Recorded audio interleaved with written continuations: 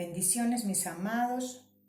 Bendito Rey Celestial que nos permite reunirnos en este día, un día más que el Señor nos añade a nuestras vidas y aprovecharlo porque no sabemos si el de mañana ya estará preparado para nosotras o estará preparado para otros. Entonces aprovechémoslo en el día de hoy. Y de una vámonos a las Escrituras. Estaba yo mirando este tema que vamos a tener hoy. Mucha gente ha enseñado de esta palabra y nos han dejado así a medias y no sabemos qué fue lo que pasó. Pero resulta de que aquí en esta palabra encontramos que el Señor le manda el profeta Isaías a un varón. Dice en Segunda de Reyes: en aquellos días Ezequías cayó enfermo y de muerte, y vino a él el profeta Isaías, hijo de Amós, y le dijo: Jehová Dios dice así: ordena tu casa, porque morirás y no vivirás. Entonces démonos cuenta que cuando la palabra de Dios nos habla de ordenar nuestra casa, es porque sabemos que algo no anda bien. Si nos vamos a Génesis 1, la palabra de Dios dice que en el principio Él creó los cielos y la tierra. Pero en Génesis 1:2 dice que la tierra estaba desordenada y vacía. O sea, Él todo lo había arreglado, pero hubo una rebelión y vino y revolcó todo lo que el Señor ya había hecho. Entonces aquí en este varón también en él también estaba revolcado algo, estaba mal hecho porque él lo tenía que ordenar, porque estaba desordenada su casa. ¿De qué casa hablamos? De la casa espiritual. Y aquí de esta casa, de este cuerpo, que es la casa del Espíritu Santo, esa era la casa que este varón tenía en desorden. Nosotros sabemos que las escrituras siempre van hablando, es de acuerdo a la necesidad de nosotros. Entonces este hombre dice que cuando el Señor le dice, cuando este profeta le habla esto a este varón, él dice que se va hacia la pared. Él se vio en esa situación tan difícil, mis amados, que muchas veces nos hemos visto nosotros también, que vemos que no tenemos ya, hemos pedido, hemos orado, hemos llorado, hemos suplicado, y a la final nosotros no sabemos ya qué decir, porque ya nos hemos quedado sin palabras y ya no sabemos qué hacer y ya no sabemos entonces de dónde coger, y seguimos esperando y no hay forma. A mí me pasó en dos ocasiones, en las dos ocasiones que estuve en la calle, de que oraba al Señor y yo decía: ya me van a llamar, ya me van a recoger, ya, Señor. Y el tiempo iba pasando. El último yo le decía: Señor, yo ya no tengo nada que decirte, porque verdaderamente uno se queda ya sin palabras. Resulta de que este hombre, ¿qué más iba a hacer? Ya no tenía, él siempre se presentaba delante de Dios y oraba y clamaba, y ya si el Señor le había mandado a decir eso, pues entonces ¿a dónde iba a ir él, verdad? Lo que dice la palabra es que él se fue hacia la pared, fue el único lugar que le quedó. La tristeza, el dolor, la desolación, la desesperación de saber que iba a morir, porque no es fácil, mis amados. ¿Está vos enfermo? ¿O estoy yo enferma? Porque estaba enfermo de muerte, pero no lo sabía que estaba enfermo de muerte, para que después le llegue este profeta y le diga: es que sí te vas a morir. Tremendo, ¿verdad? El hombre dice que se fue hacia la pared y empezó a recordarle al Señor. Le dice: te ruego, oh Jehová, te ruego, Jehová, te ruego que hagas memoria de que he andado delante de ti en verdad y con íntegro corazón, que he hecho las cosas que te agradan. Y lloró Ezequías con gran lloro. O sea, le recordó todo lo que él había hecho delante del Señor, de lo que el Señor se agradaba que él hiciera. O sea, según este hombre no tenía nada de qué preocuparse, ¿verdad? Mas, sin embargo, el Señor dice la palabra de Dios, mis amados, que cuando el profeta Isaías sale, lo dejó ahí recostado en la pared, diciéndole todas esas cosas al maestro. Pero cuando el profeta sale al patio, el Señor le dice: vuélvete y dile a Ezequías que no morirá, que le añadiré 15 años de vida. Y entonces dice la palabra de Dios aquí, que no la vamos a poder leer, mis amados, porque ustedes saben que el tiempo es muy corto.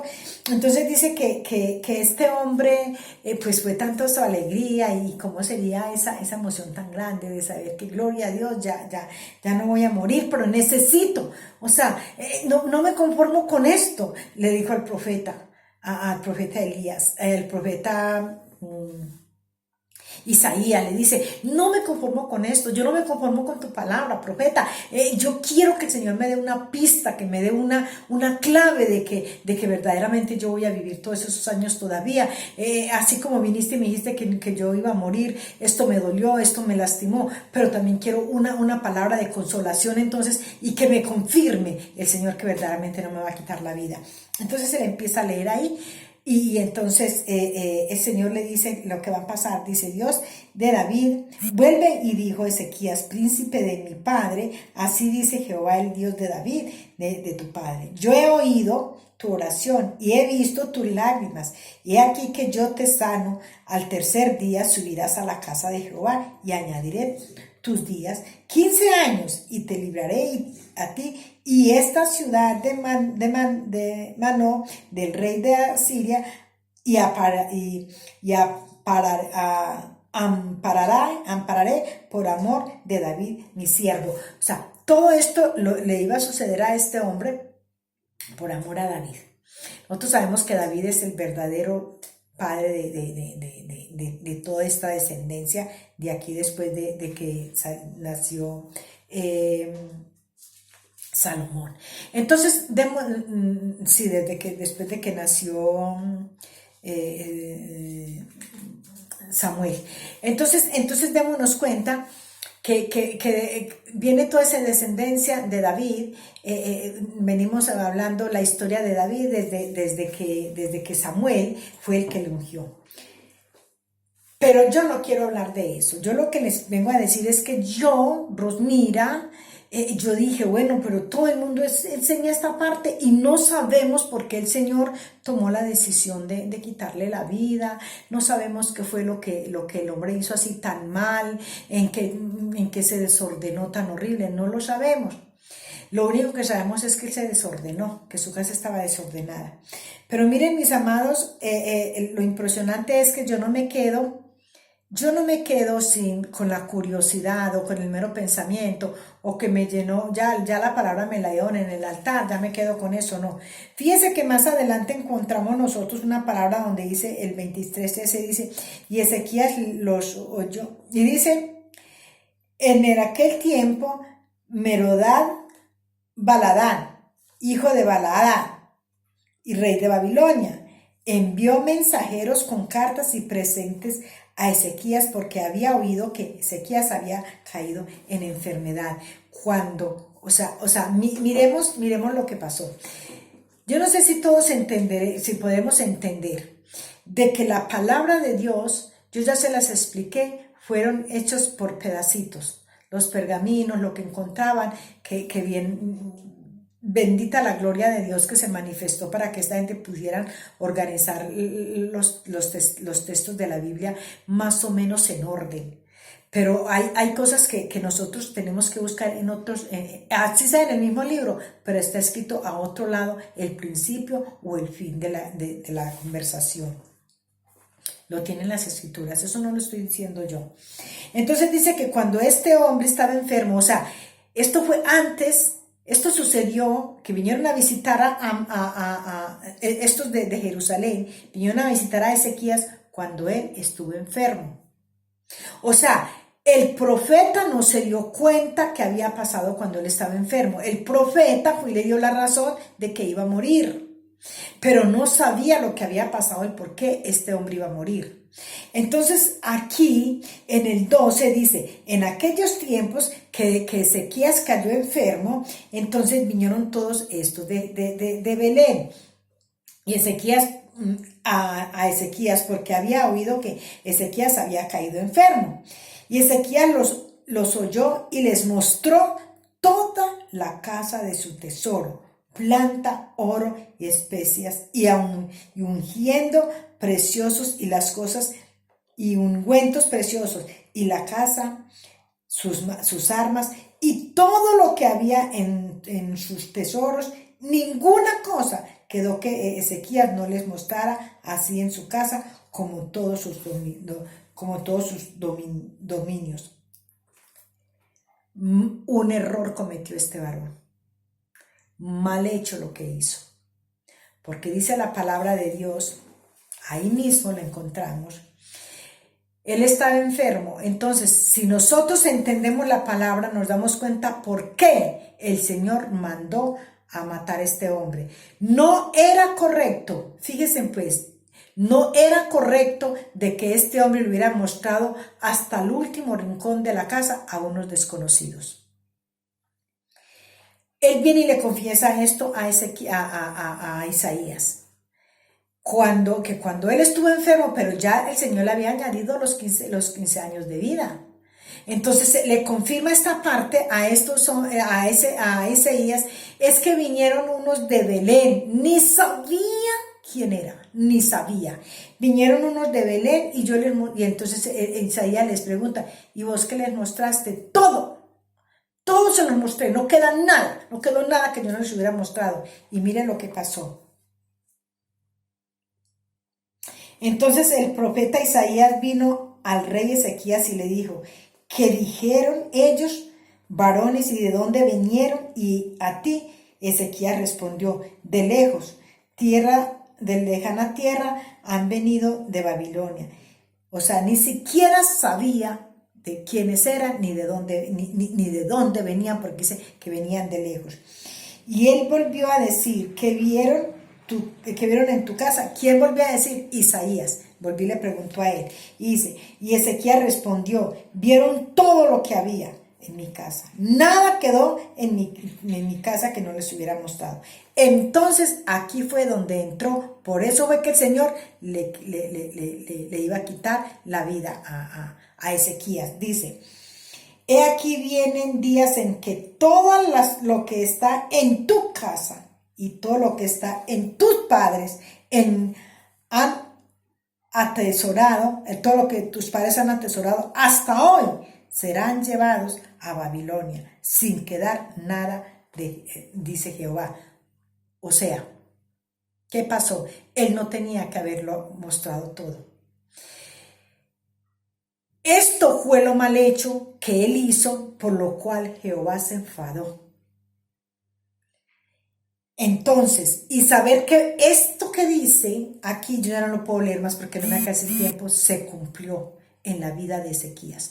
Todas esas riquezas, todo eso que tenía ahí, todo fue llevado a Babilonia. Se lo robaron esta gente, se lo llevaron. ¿Qué es lo que yo les quiero decir con este tema? Que es impresionante, que no tenemos mucho tiempo para extendernos y poderlo hablar todo como es, que da pena, pero que al menos nos quedan esas basecitas de las que la gente nunca nos habla. Solamente nos dicen, ese hombre se iba a morir y el Señor le hizo el milagro y vino por pura pereza, porque esto lo escuchan en las predicaciones, entonces ellos también vienen y predican. ¿Sabe qué pasó aquí? Eso nos pasa a nosotros, mis amados. Nosotros muchas veces le abrimos el corazón a las personas. Por eso yo siempre he pensado que lo que tú me cuentas a mí es mío. Ya eso se hizo parte mía. Y yo no puedo ir divulgando lo que tú me has dicho a mí, porque yo misma estoy enterrándome la espada con lo que tú me dijiste a mí. No solamente te estoy haciendo daño a ti misma, sino que yo misma me estoy haciendo daño. Estos hombres miraron todo lo que él tenía ahí. Y luego ellos vinieron y arrasaron con todo. Está bien que el Señor le dio la vida, los 17 años de vida a este hombre, pero le tocó presenciar la ruina en la que ellos habían quedado y su familia por causa de haber abierto su casa de esa manera y haber mostrado todo a esta gente. No todo el mundo tiene un corazón que no tenga envidia, que no tenga rencor, que no tenga odio, que no sea, ¿cómo se llama? Que no sea envidioso, por decir algo. A veces nosotros, el Espíritu Santo nos da discernimiento y tenemos que entender a quién nosotros le podemos confiar nuestras cosas. No todo el mundo nos las guarda. No todo el mundo tiene esa misericordia de guardar tu problema en el que tú has confiado. Yo he confiado mucho en muchas personas y para decirte la verdad, te puedo decir que a mí todas me han fallado. Por eso yo hoy en día tengo a mi mejor amigo que es el maestro. ¿Y saben cómo es la cosa? Hasta en las mismas congregaciones. Ahí es, en ese lugar es donde más se ve esta situación. Fíjate que yo me ponía a ver esto y me puse a mirar. Qué lástima que la membresía que me dieron mis pastores en Colombia, esa membresía tan hermosa, porque ellos conocen mi ministerio, ellos sí saben cómo trabaja el Espíritu Santo en mi vida. Y ellos lo escribieron ahí porque ellos pensaron, y hasta el sol de hoy yo creo y sigo creyendo que ellos hicieron lo correcto delante de Dios. Pero cuando vino a caer allí aquella congregación, a las dos congregaciones donde yo estuve, ahí se levantó el enemigo en contra. Y eso me lo resfregaron en mi cara. Fíjense en ustedes, ¿qué tal que yo algún día el Señor hubiera cogido este instrumento y hubiera hecho una de las tantas obras que ha hecho en muchos lugares por medio de esta vasija? Me hubieran comido viva. Es tremendo, mis amados, porque el día, no, y le digo una cosa, no es que yo guarde rencor, no, porque yo sé perdonar. Pero saber perdonar no quiere decir lo olvidé, ya ni me acuerdo, no, eso es mentiras. Por eso yo les digo, nosotros tenemos que tener un corazón muy preparado para perdonar, para que cuando esto venga a tu mente, esto no te haga daño. Y ese día esa mujer me dijo que yo no era, así me lo dijo, que yo no era lo que la carta de membresía decía. O sea, en mí no había nada de eso. Y mientras ella me decía eso, yo oraba. Y yo le decía, Señor, yo esto lo reprendo en el nombre de Jesús, porque solamente tú eres el que habitas en mí y conoces lo que hay en mí. Entonces, como que desde ese día yo he aprendido de que la envidia, la envidia, el odio que se va acrecentando en una persona así, hasta llegar a robarte lo que a ti te pertenece. Yo le doy gracias al Señor. Fíjate que yo cuando miraba esto, yo le doy gracias al Señor por haberme salido de ese lugar. ¿Te imaginas tú que después de eso me dijo otra de las mismas que volviera, que vuelva como si nada estuviera pasando, reconcíliese con la iglesia? ¿Te imaginas donde yo vuelva en las condiciones como el Señor ha venido preparando mi camino en estos últimos días, a que allá me hubieran acabado de despedazar? Yo por eso le doy gracias al Señor, que cuando Él me saca de un lugar, Él no me permite volver. Él mismo no me permite volver. Él inmediatamente me abre otra puerta. Entonces, ¿qué pasa, mis amados? Lo único que yo les quiero decir es esto: no se confíen. Muchas veces ustedes, mis amados, van y se confían sus secretos a los pastores, a las mujeres de los pastores, a los hermanos de la congregación. Imagínense donde yo le hubiera llegado a contar a estos hermanos todo mi testimonio completo. Yo me pongo a pensar, me comen viva, me despedazan, porque ellos no pueden. Una persona con la mente cerrada y tapada y envidiosa no alcanza a entender. No alcanza a entender lo que el Señor hace cada día en nuestras vidas para transformarnos. Eso lo ven ellos, es como si fuera por maldad. Eso lo tiene ella, se lo merece por mala. Entonces yo lo que les quiero decir, mis amados, es que fíjense muy bien en quién van a confiar. Fíjense muy bien a quién les pueden ustedes pedir un favor espiritual, un favor de que puedan orar por ustedes, un favor de que ustedes puedan desahogarse por dentro, porque hay cosas que uno tiene guardadas y uno cree que contándoselas a las otras personas van a tener cuidado. Yo recuerdo que en estos días alguien me contó, me pidió un favor de una oración por algo. Y entonces claro, yo hice la oración y todo. Y contando esto, yo dije así que alguien había pedido una oración y que gracias a mí el Señor se había manifestado por medio de esa oración. Y la persona a mí me preguntó, ¿y qué fue? Y yo le dije, no, eso le pertenece, eso solamente le pertenece a ella. Porque es que así es, mis amados. Eso es lo que tiene que, esos somos nosotros los confesores, a los que nos confiesan, a los que estas personas el Señor les trae en medio de una necesidad y vienen y nos cuentan sus cositas, confían en nosotros, entonces nosotros corremos a contársela a los demás. Y eso le pasó a este hombre, se confió tanto que le abrió las puertas a esta gente y lo que había ahí, ellos se lo trastearon a Babilonia, se los llevaban, los dejaban en la ruina.